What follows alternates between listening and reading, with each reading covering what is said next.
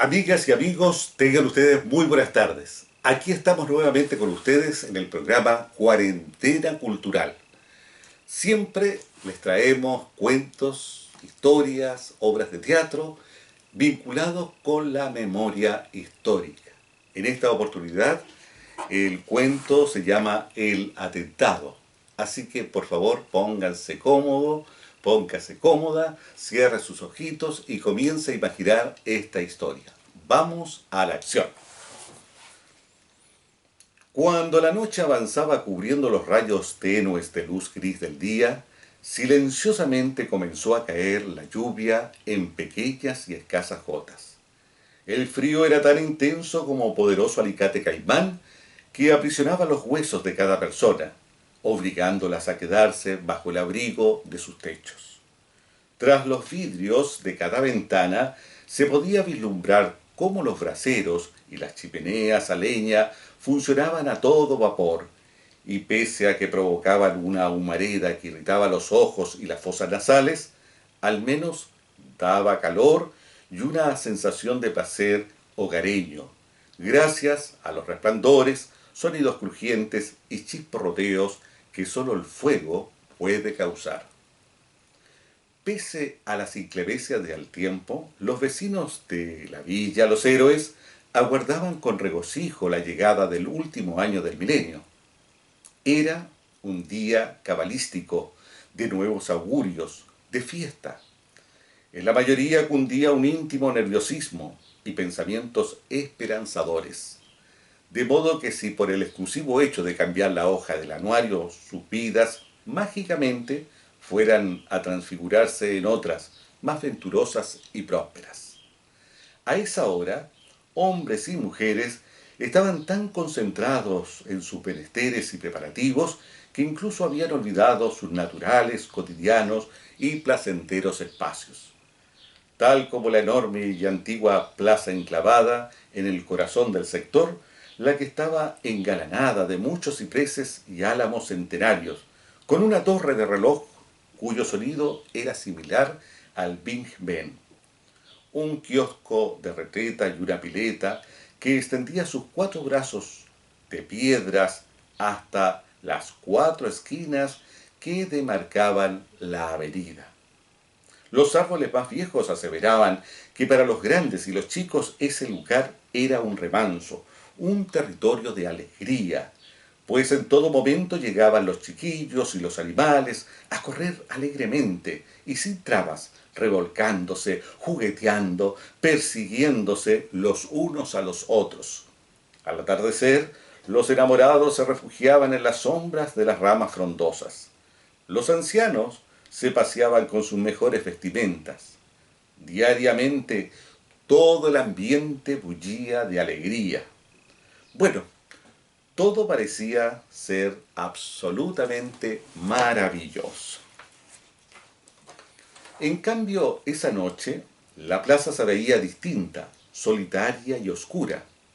Allá, en el fondo de ella, se escuchaba acercarse y alejarse el incesante ladrido de los perros, el cual en algunos momentos era enmudecido por el bullicio de la música festiva que surgía de las casas y los juegos de artificios que reventaban en el cielo.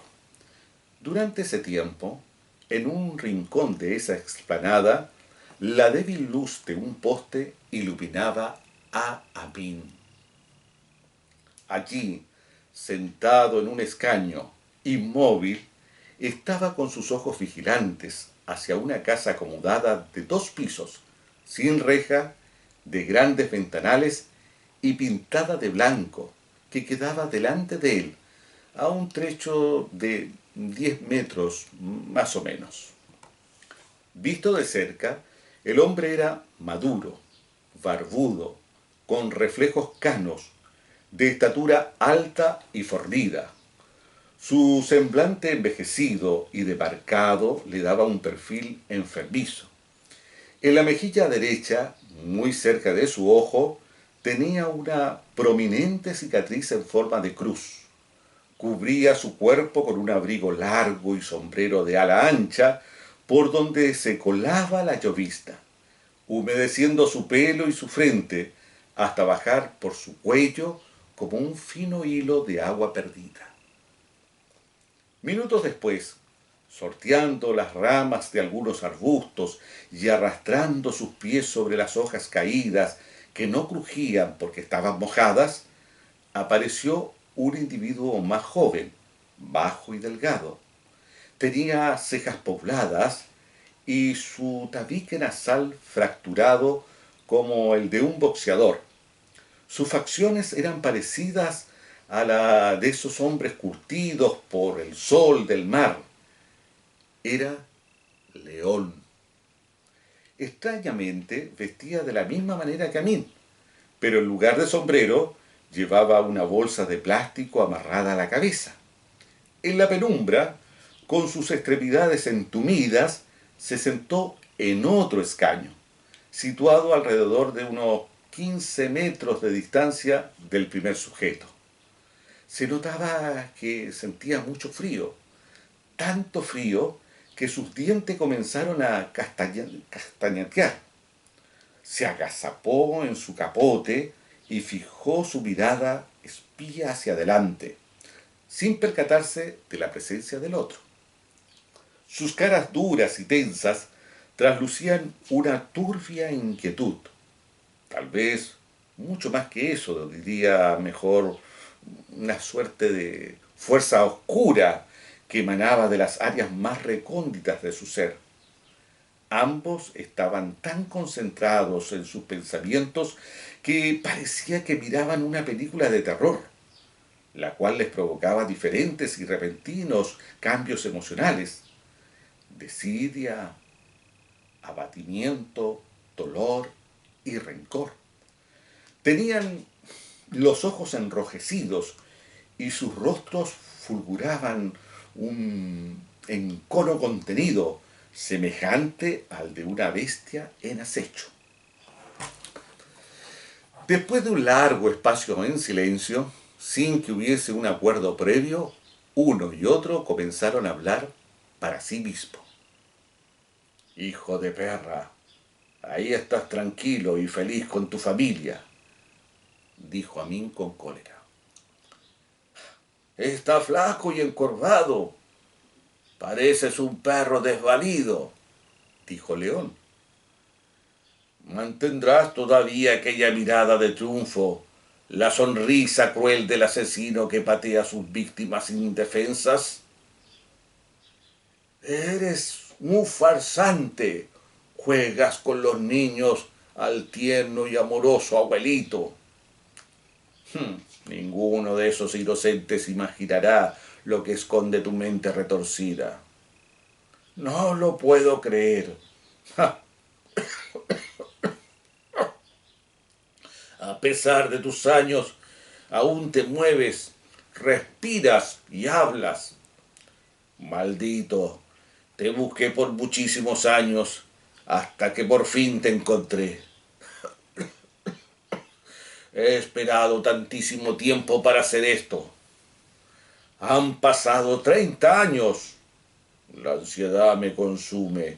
Quisiera entrar en este minuto y acabar de una vez por todas con tu miserable historia. Debo esperar la situación oportuna. Paciencia, paciencia, Min. No te apures, León. Entre los dos conversaban consigo mismos. De pronto, algo los sorprenden y desconciertan. En efecto, los visillos del ventanal de la casa son corridos por una persona, lo cual impide ver con mayor claridad hacia el interior. ¿Qué hacen?, se preguntó a mí. ¿Qué hacen?, se interrogó León. Maldición, cerraron el visillo de la ventana. ¡Ay, carajo, no puedo ver hacia adentro! En un movimiento sincronizado, los dos se levantaron de sus respectivos asientos y avanzaron un par de metros hacia adelante. Aguzaron la vista y pensaron en voz alta. Al parecer se han sentado a la mesa para cenar, habló León. Come con calma tu última cena, discurrió Amin. Ah, de seguro ese banquete no tendrá el sabor amargo de aquellos porotos con afrecho que nos obligabas a consumir.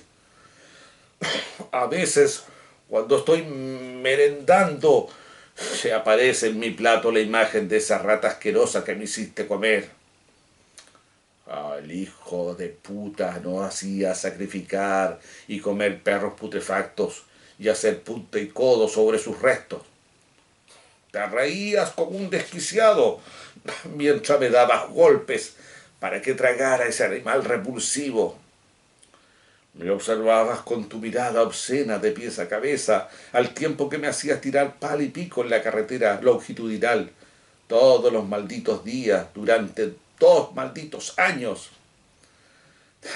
Te gustaba hacerme el submarino seco. Yo me ahogaba y vomitaba al respirar el aserrín que colocabas dentro de la bolsa de plástico que metías en mi cabeza. Éramos tus conejillos de India. Sin ser tus enemigos, también nos martirizaste brutalmente. Lo que más recuerdo es el frío, el hambre y los golpes. Y los años que nos dieron piedra lumbre. Estábamos completamente indefensos y te ensañaste con los hombres y las mujeres. Tenías todo el poder y podías ordenar y hacer lo que quisieras. Torturabas por el placer de hacerlo, por una necesidad de hallar sentido a tu existencia, cosas que hacías descendiendo a tus zonas más sórdidas.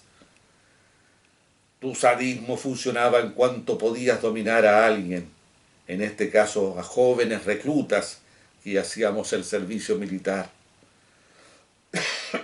Hasta estos días no puedo escuchar la novena sinfonía sin recordar tu rostro cínico y despiadado.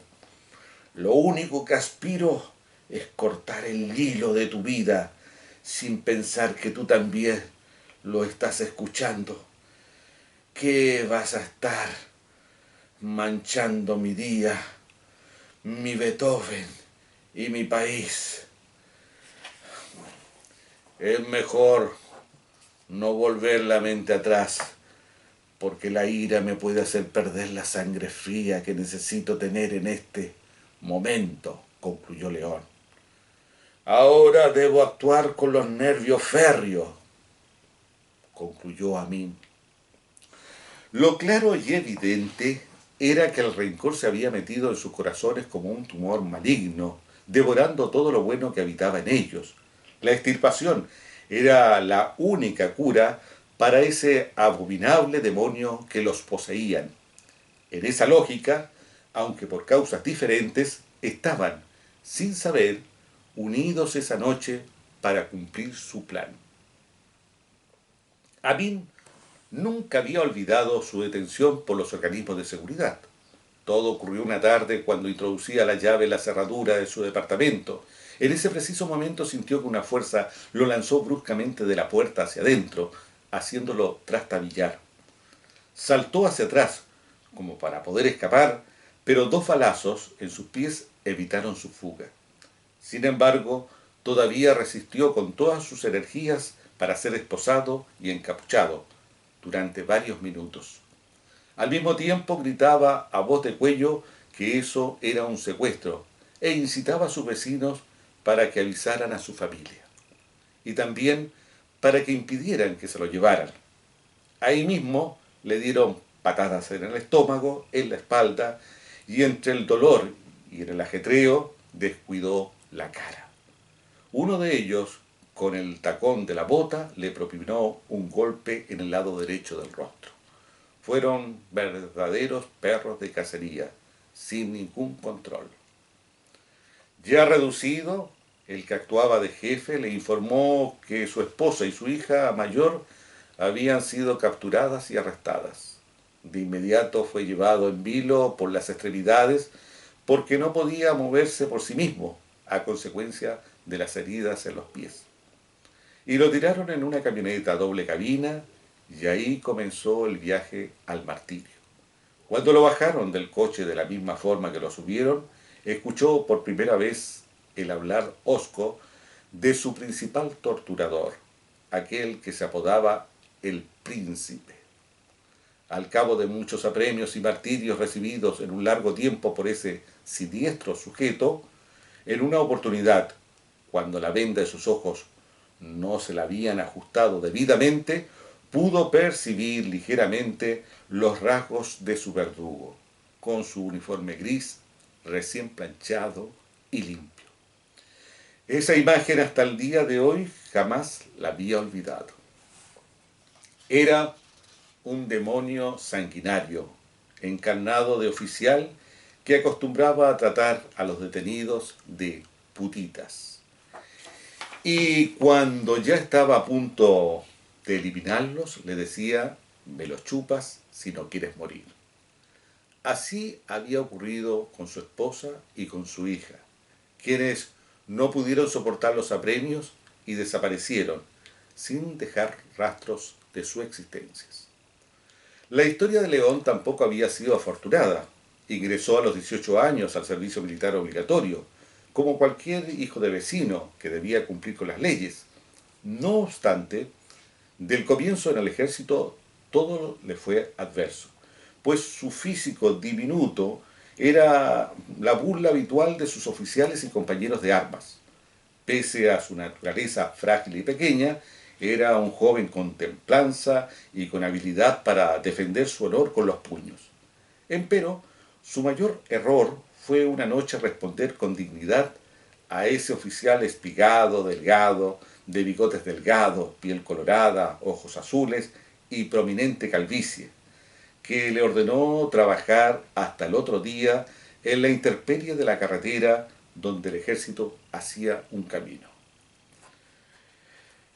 Mi oficial, he trabajado todo el día y estoy cansado. Me rehúso a cumplir su orden, le había dicho al superior sin temor. Él sabía con quién se enfrentaba, el capitán Moller.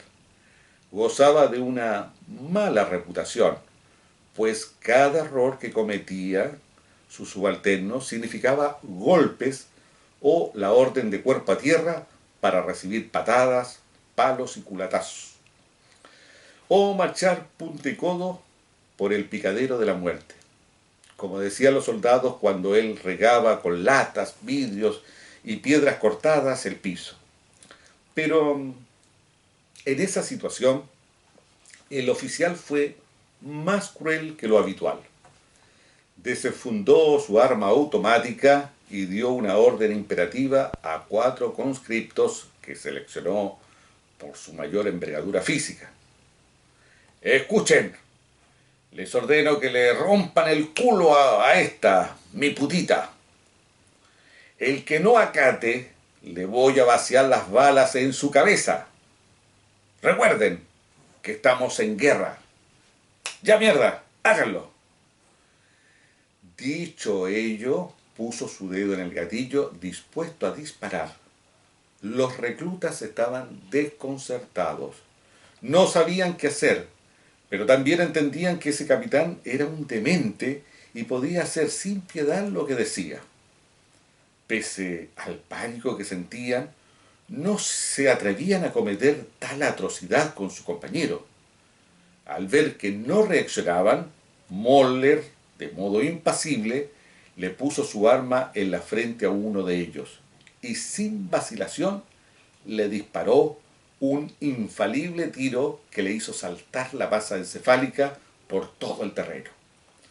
Antes que volviera a percutir el arma en otro, los demás, por salvaguardar sus vidas, se abalanzaron contra el león, quien intentó resistirse, pero que penosamente terminó por desplomarse debido a los palazos que recibió en la cabeza.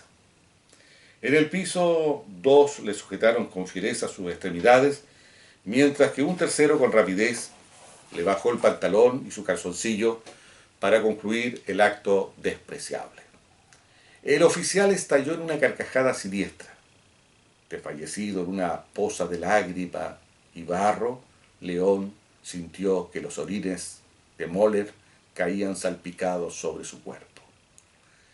En esa desventura tan dolorosa y aberrante, había conocido en carne propia lo que era capaz ese infame, conocido con el triste mote de El Príncipe.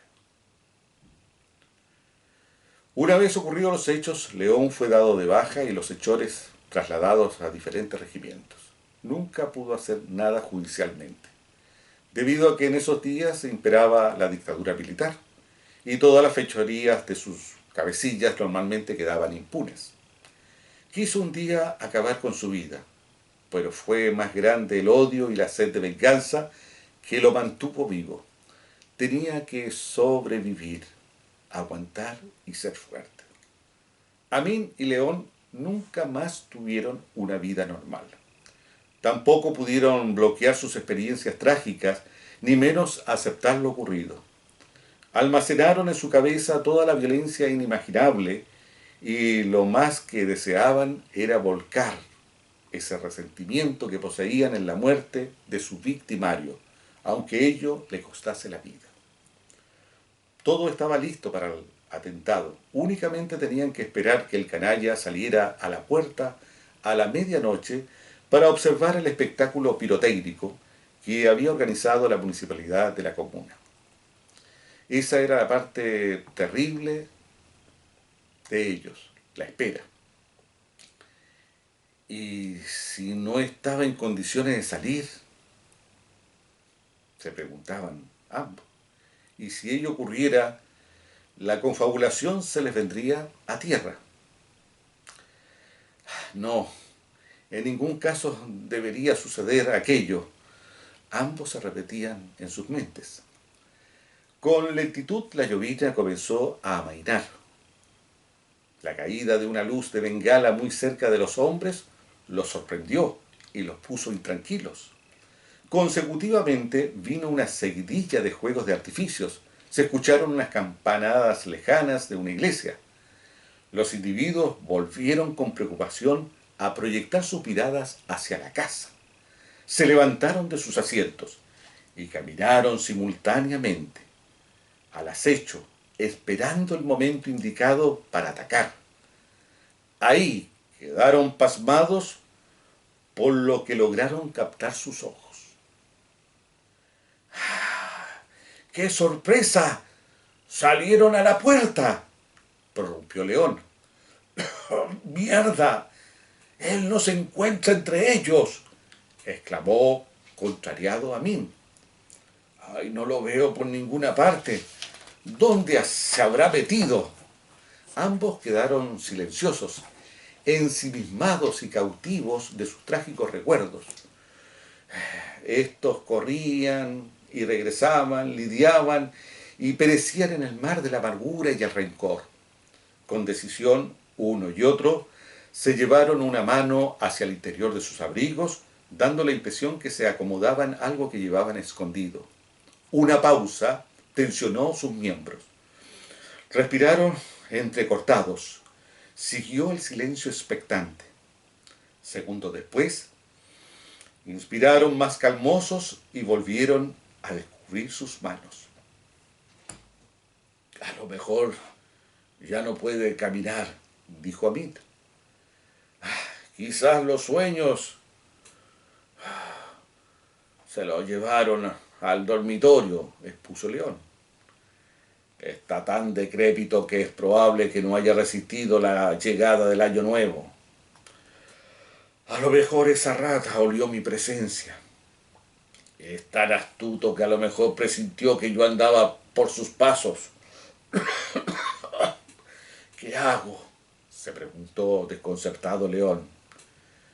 ¿Qué hago?, se interpeló en el mismo tono Amin.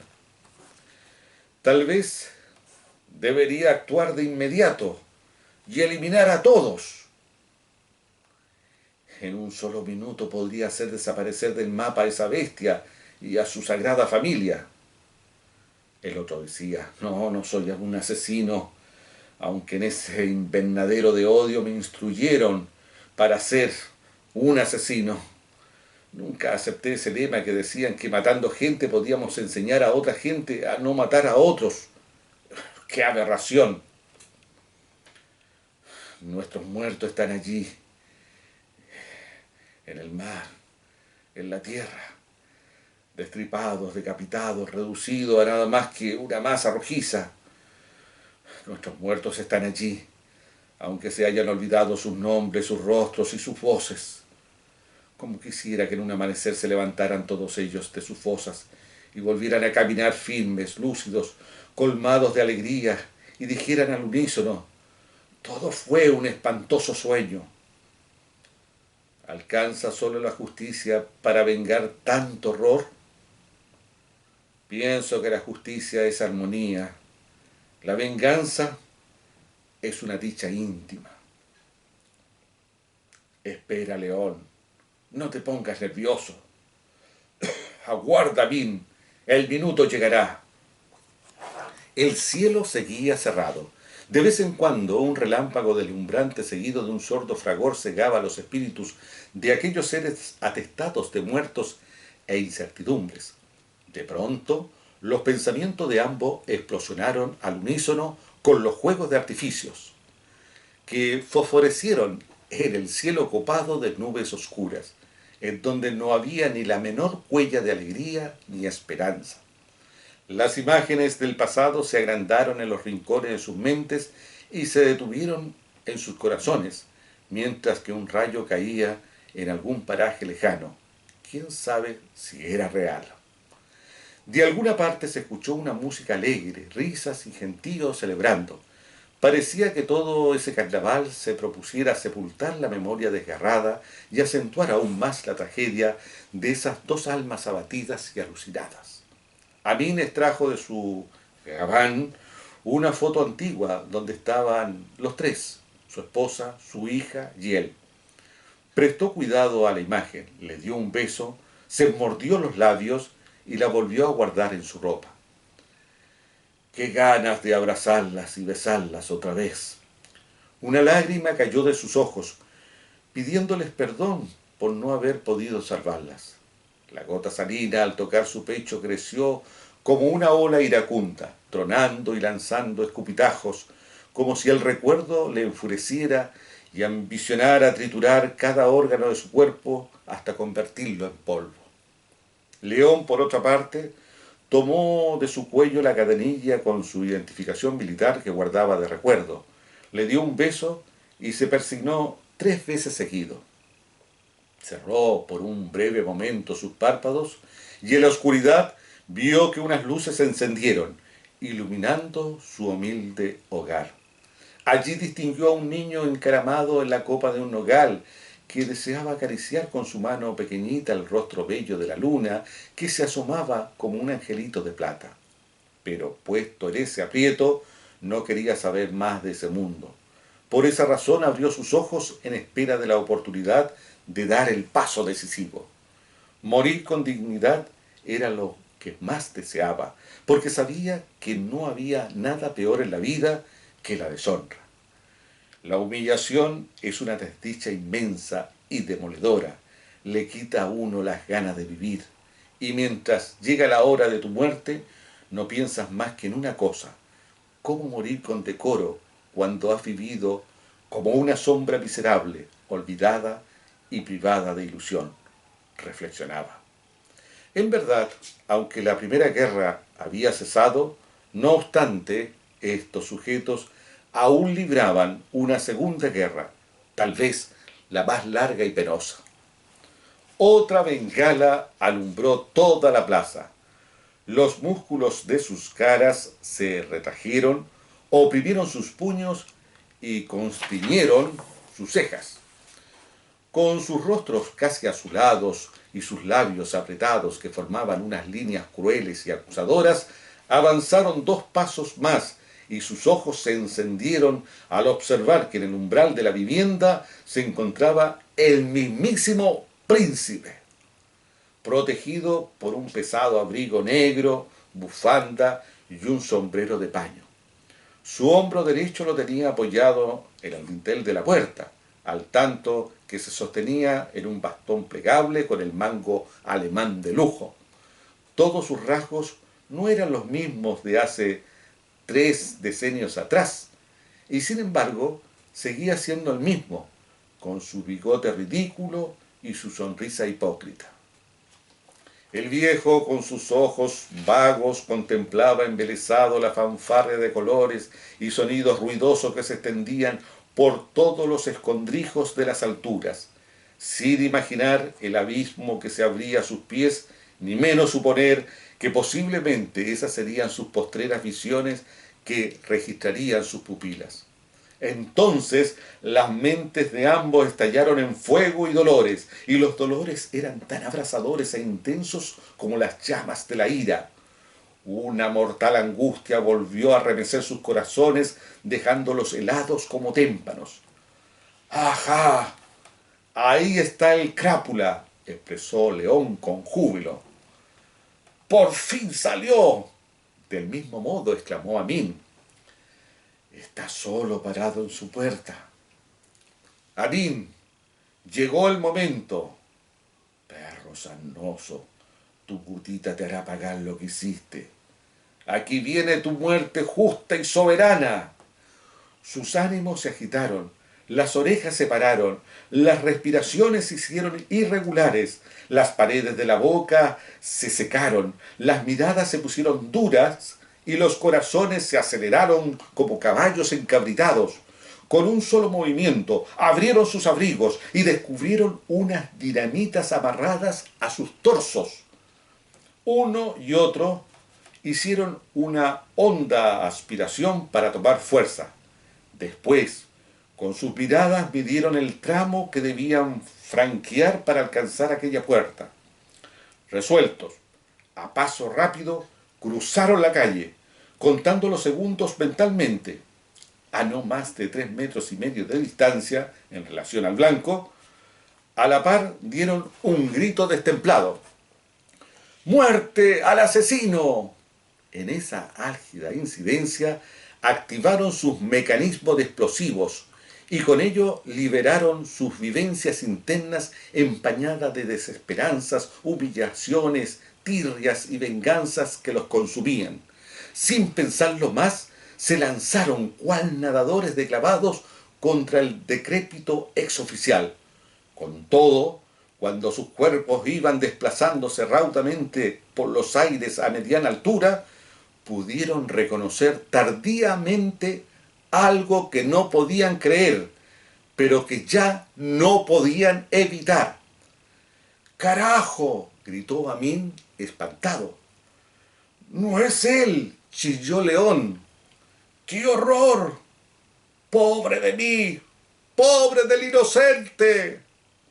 En el evento resonaron 2 explosiones violentas que se confundieron con la lluvia que se desató impensadamente a mares, la música festiva que aumentó su volumen y la estridencia de la celebración que se desató a rabiar entre la mayúscula sarta de luces que iluminaron el cielo. Precisamente en ese pedazo de tiempo, los relojes dieron las 12 de la noche de ese último día del año y el comienzo del segundo milenio. Un final inesperado. Muy bien, este es el cuento que les traje esta vez. El atentado es trágico, dramático y revelador de un momento oscuro de nuestras historias. Espero que les haya gustado, que les sirva para reflexionar. No siempre los finales son gratos, pero creo que también nos entretienen y nos llevan a pensar sobre lo que ha ocurrido en nuestra sociedad.